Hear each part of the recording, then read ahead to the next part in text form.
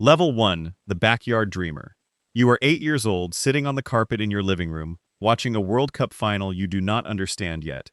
Your father is on the sofa. Your mother is near the doorway with a plate of food nobody is touching. Your brother keeps shouting at the screen like the players can hear him. On television, the stadium looks endless. 80,000 people moving like one living thing. A billion more watching from somewhere you cannot imagine. Then the striker receives a pass at the edge of the box. One touch to settle it, one touch to open his body, one clean shot into the top corner. The goalkeeper does not even dive. The room explodes. Your father jumps up. Your brother screams. You stay still, staring at the net, feeling something open inside you. The next morning, you drag a ball into the backyard and place 2 plastic chairs 6 steps apart. That is your goal. The grass is uneven. The ball is old. Your first shot misses by so much it hits the fence. Your 10th goes over it. By lunch, your right foot hurts, and your shirt is stuck to your back. Out of 100 shots, 8 go between the chairs. But those 8 feel impossible to forget. You begin moving the ball farther back, pretending there is a defender behind you, a crowd in front of you, a whole country waiting for the shot. You do not know about academies, agents, contracts, injuries, or pressure. You only know the ball makes the world feel bigger. That night, you ask your parents if you can join a football club, and the dream becomes a schedule. Level 2, the local club kid.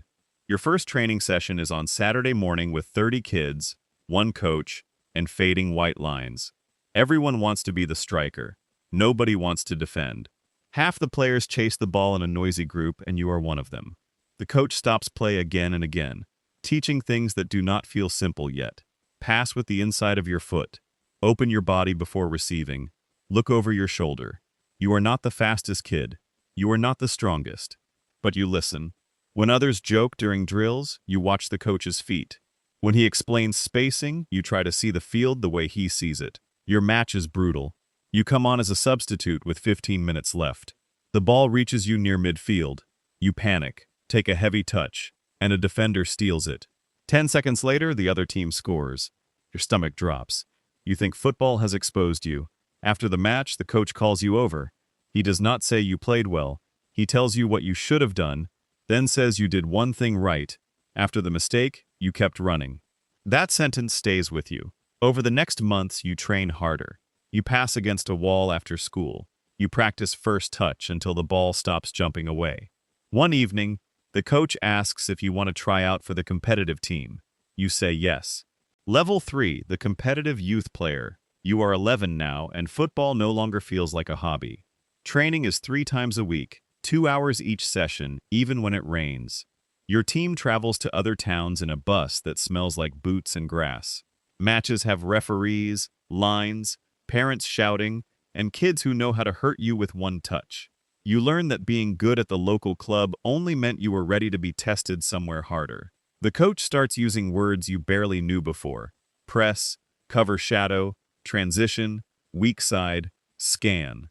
At first, you only want the ball. Then you realize the best players are dangerous before they even receive it.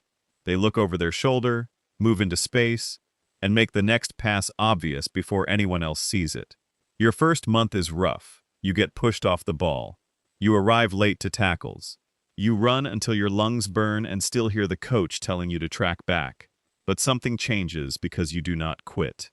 After school, you pass against a wall until the bricks are marked with black scuffs. You practice receiving with your left foot because everyone knows your right is stronger. In a regional match, the score is 1-1 with 5 minutes left. A shot is saved and everyone stops for half a breath. You keep running. The ball spills loose, and you tap it in from 3 yards. It is not beautiful, but the coach points at you and says that goal came from following the play. After that, teammates start trusting you, they pass earlier, they shout your name. At the regional final, while you tie your boots, you notice a man in a club tracksuit watching from that sideline. Level 4, the Academy Trialist. You are 13 when the scout invites you to an academy trial.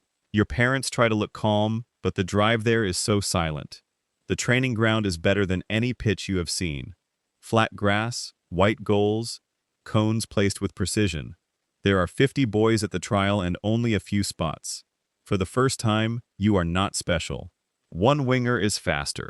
One midfielder never loses the ball.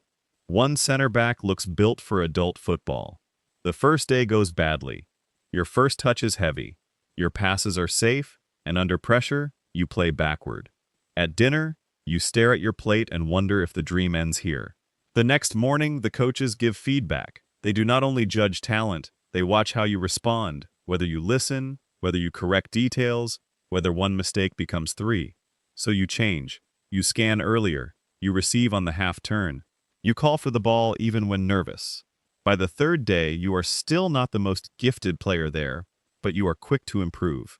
In the final small-sided game, you lose the ball once, sprint back 40 meters, win it again, and make the simple pass that starts a goal. On the last afternoon, the academy director reads the names. 4 boys are selected. Your name is called third. Your parents smile like they held their breath for a week. You are in. The professional system has found you, and now it will start measuring you every day. Level 5, the Academy Survivor. You're 14, living in a dorm room 2 hours from home, and the academy is no longer an opportunity. It is your whole world. Wake up at 6:30, breakfast at 7 o'clock, school until lunch, training in the afternoon, gym twice a week, video analysis when your legs are dead, lights out before your old friends have even started messaging each other. At first, you miss home so badly you keep your phone near you, waiting for your mother's voice. Then routine takes over. Football becomes the clock that tells you who you are. Every session is graded without anyone saying it out loud. The coaches notice your first touch, your body shape, your attitude after mistakes, your sprint in the 89th minute of a practice match. You learn to scan before the ball arrives because 1 second late is enough to lose it. You learn to eat properly, sleep properly, stretch properly, live properly, because another boy wants your place. At the end of the season, 3 players are released. One of them slept in the bed across from yours.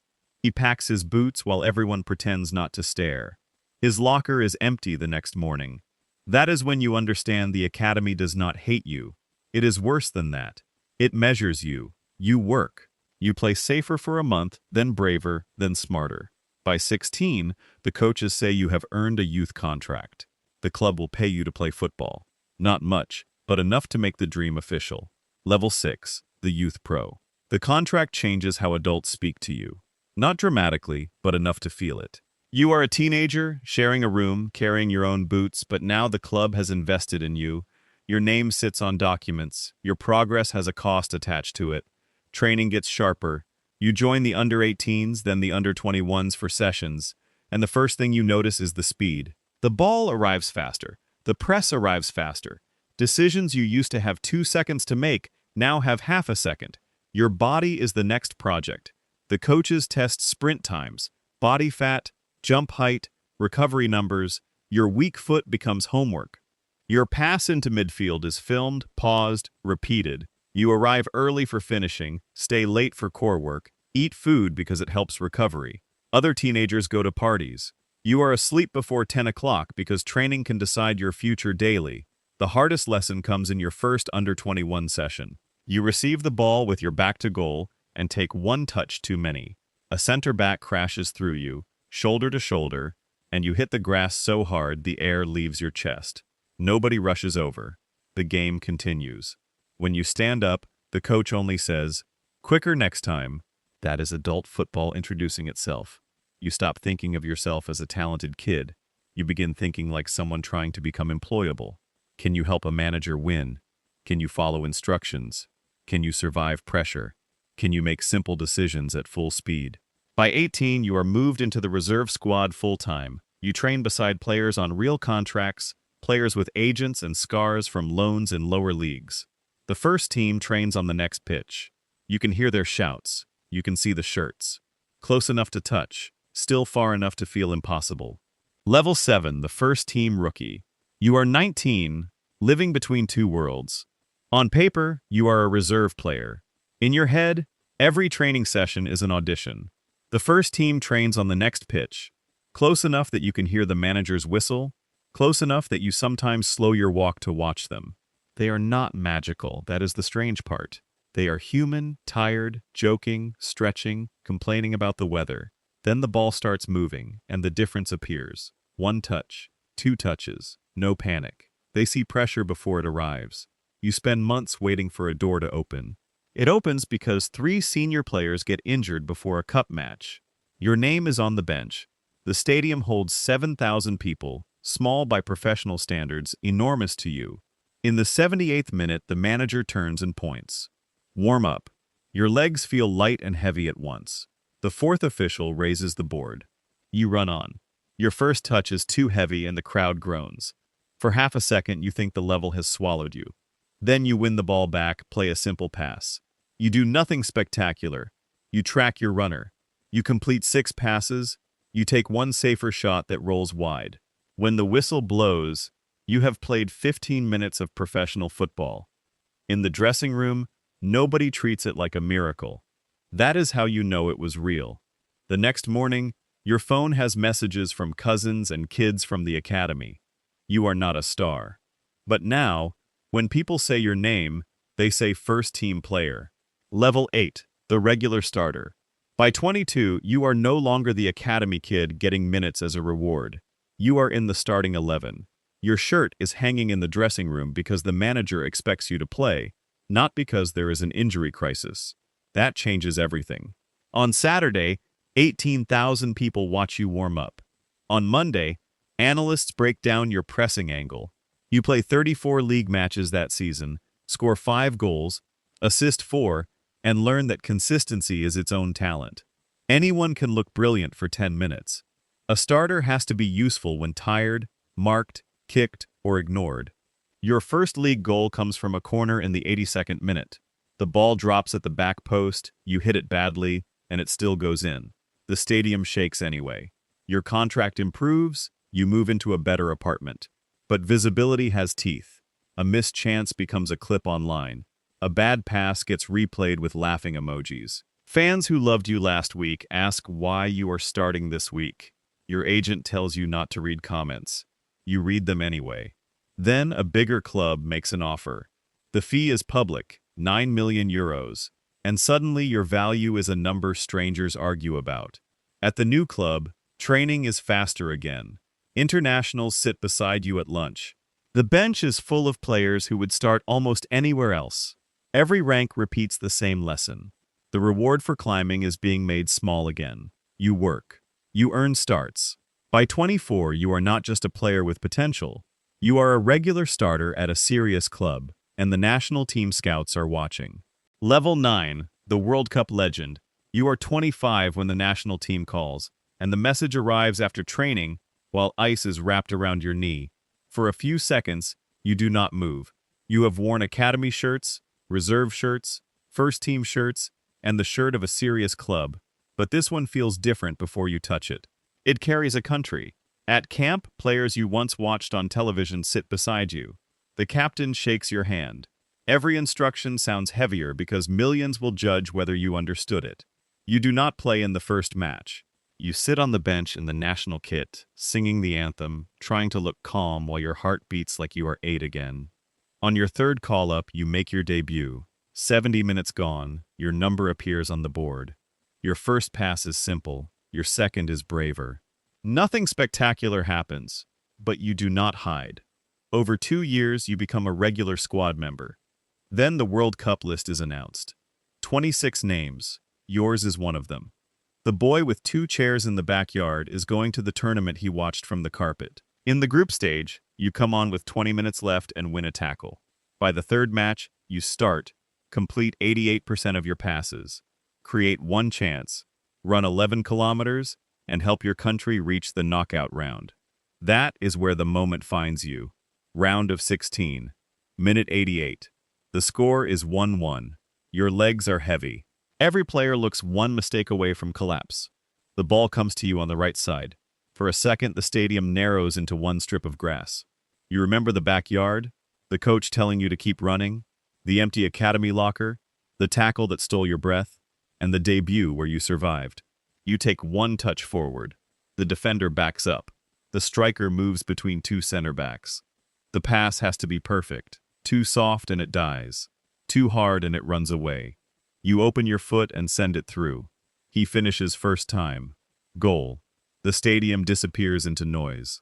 Your teammates bury you under their arms, and somewhere in the stands, strangers are crying because your foot moved a nation. Your team does not win the tournament. That makes the memory sharper. The run ends in the quarterfinal, but the pass stays. Children wear your shirt. By 35, your body slows. Younger players are faster, cheaper, hungrier. You move down a level for your final seasons, then retire with caps, trophies, scars, and one World Cup moment nobody can take away. Now you coach kids who shoot too hard, dribble too much, and stare at you like you were born inside a stadium. You tell them to scan earlier, to pass with purpose, to keep running after mistakes. And somewhere right now, a child is watching your World Cup clip. Tomorrow morning, they will drag a ball into a backyard, place 2 chairs 6 steps apart, and miss almost every shot. Then one will go in. They will stand there, breathing hard, looking at the space between the chairs like it opened a door. They will not know about academies, agents, contracts, injuries, or pressure yet. They will only know the ball makes the world feel bigger, and that will be enough to begin once more.